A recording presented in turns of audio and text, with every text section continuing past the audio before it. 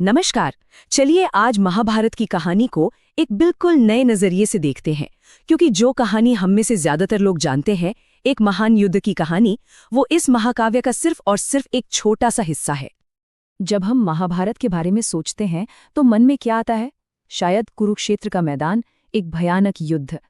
पर क्या सच में कहानी बस इतनी सी है? और ये गलतफहमी कितनी गहरी है, इसका अंदाजा डॉक्टर सिन्हा के किस्से से लगता है। उन्होंने बताया कि कुरुक्षेत्र में, मतलब युद्ध की भूमि पर ही, लोग एक महाभारत मेला लगाना चाहते थे। सवाल ये उठता है, भला कोई एक त्रासदी का जश्न कैसे मना सकता है? और ये गलतफहमी सिर्फ आम लोगों में ही नहीं है। जरा सोचिए, महाभारत पर 22 विशेषज्ञों की एक मीटिंग हुई और उनमें से सिर्फ तीन लोगों ने इसकी सभी 18 पुस्तकें पढ़ी थी। मतलब इस पर बातें तो खूब होती हैं, लेकिन इसको पूरी तरह से समझा बहुत कम जाता है। तो चलिए, इस महाकाव्य को सही मायनों में समझने के लिए सबसे पहले इसके आकार को, इसके स्केल को समझते हैं। ये कितना विशाल है। इसके साइज का अंदाजा लगाना है तो सुनिए, इसमें लगभग 18 लाख शब्द हैं। ये दुनिया की सबसे लंबी महाकाव्य कविता है।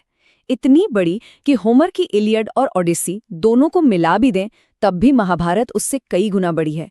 सोचकर देखिए। इसी विशालता की वजह से एक बड़ी मशहूर कहावत है जो कहती है कि महाभारत सिर्फ एक कहानी नहीं है, ये तो इंसानी अनुभव, दर्शन और इतिहास का एक पूरा विश्वकोश है। शायद इसीलिए इसे 5वां वेद भी कहा गया है। अब आते हैं एक और बड़ी गलतफहमी पर। वो है जगह को लेकर। हमारा सारा ध्यान कुरुक्षेत्र पर रहता है ना? लेकिन कहानी का असली दिल, उसका केंद्र हमेशा से हस्तिनापुर रहा है। देखिए, महाभारत हस्तिनापुर के कुरु राजवंश की कहानी है। कुरुक्षेत्र वो तो बस वो मैदान था जहां कहानी के बिल्कुल आखिर में सिर्फ 18 दिन तक एक युद्ध लड़ा गया। असल में युद्ध से पहले इस शाही परिवार की कई पीढ़ियां हस्तिनापुर में ही रहीं, राजा शांतनु से लेकर पांडवों और कौरवों तक। उनकी पूरी जिंदगी, उनकी दुश्मनी, सब कुछ कुरुक्षेत्र से मीलों दूर बीता। इससे साफ हो जाता है कि युद्ध तो कहानी का अंत था, पूरी कहानी नहीं। तो फिर पूरी कहानी क्या है? वो इसके असली स्ट्रक्चर में छुपी है। 18 पर्व यानी 18 किताबें, जो इसकी कहानी का असल ब्लूप्रिंट हैं।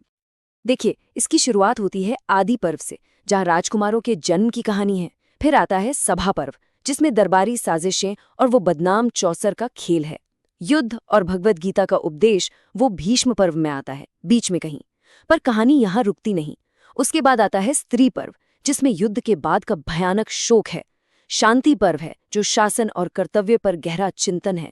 और आखिर में स्वर्गारोहण पर्व, पांडवों की अंतिम यात्रा। और जब हम स्त्री पर्व की बात करते हैं तो ये युद्ध को बिल्कुल भी अच्छा नहीं दिखाता। उसमें एक ऐसा भयानक मंजर है, जलती चिताएं, रोती हुई विधवाएं और जंगली जानवर लाशों को नोच रहे हैं। ये साफ बताता है कि महाभारत युद्ध को कोई गौरवशाली चीज नहीं, बल्कि एक ऐसी त्रासदी मानता है जिसे शब्दों में बयान करना मुश्किल है।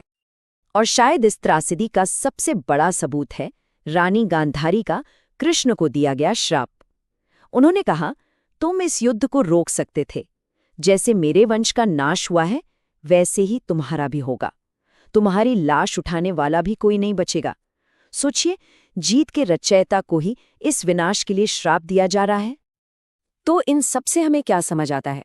यही कि महाभारत का असली मकसद सिर्फ एक युद्ध की कहानी सुनाना नहीं है, बल्कि ये इंसानी अस्तित्व के सबसे गहरे सवालों की पड़ताल करता है। तो अगर ये सिर्फ युद्ध के बारे में नहीं है तो फिर किसके बारे में है? ये महाकाव्य हमसे गहरे सवाल पूछता है। आखिर धर्म क्या है? इंसाफ यानी न्याय का असली मतलब क्या है? और पारिवारिक वफादारी और नैतिक कर्तव्य के बीच जब संघर्ष हो तो उसे कैसे सुलझाया जाए? और ये दर्शन, ये फिलॉसफी सिर्फ बीच के चैप्टर्स में नहीं है। इस महाकाव्य का अंत भी किसी जीत के जश्न से नहीं होता, बल्कि युधिष्ठिर के चरित्र की एक आखिरी परीक्षा से होता है।